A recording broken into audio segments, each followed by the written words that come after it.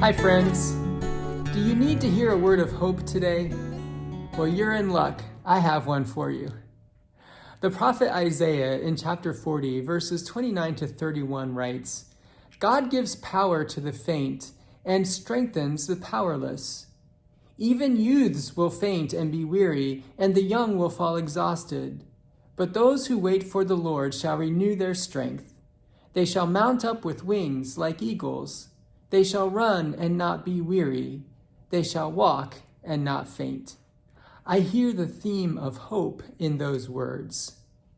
Hope for endurance, hope for understanding, hope for power, hope for strength. And it's the kind of hope that's more than just wishful thinking. It's a patient, disciplined, confident expectation that God is at work.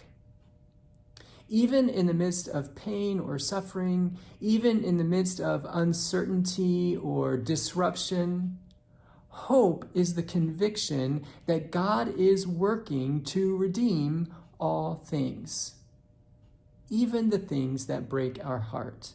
Isaiah says that for those who wait upon the Lord, there will be times in our life when we soar or mount up with wings like eagles. Spiritual soaring is the experience of being borne up by God's power. And maybe that happens when God answers a prayer with extravagant generosity.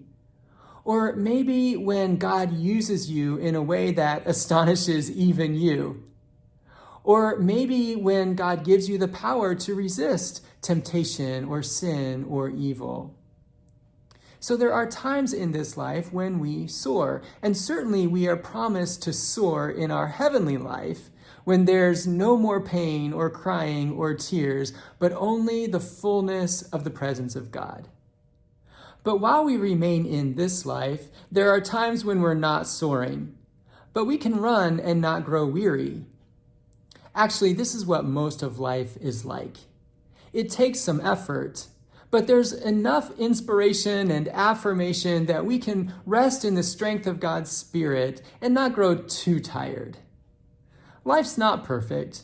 There are frustrations. But with persistence and determination, we can recognize the blessings also. And then there are days when it is really hard to recognize any blessing.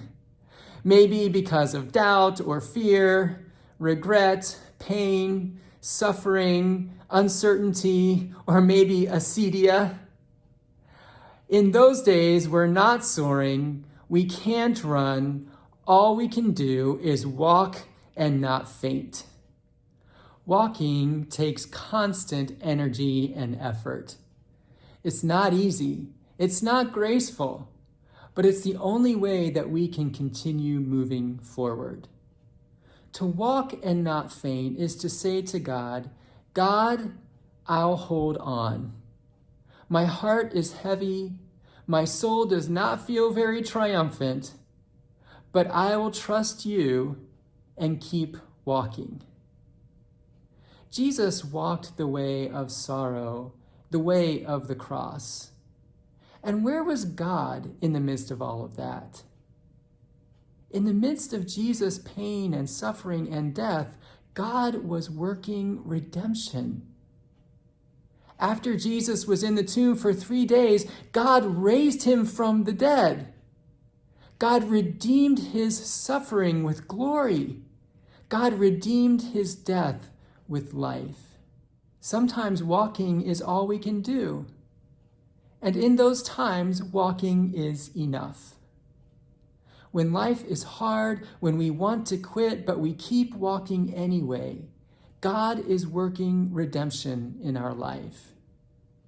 When we say to God, I want to give up, but I'm going to continue to follow Jesus even on this road, God will redeem our pain. It may take days or weeks or years or maybe even a lifetime. But God promises to redeem our struggles and to transform them into a life of enduring beauty. Keep walking, my friends. God is at work in every step. Thanks for listening. I'll see you again soon.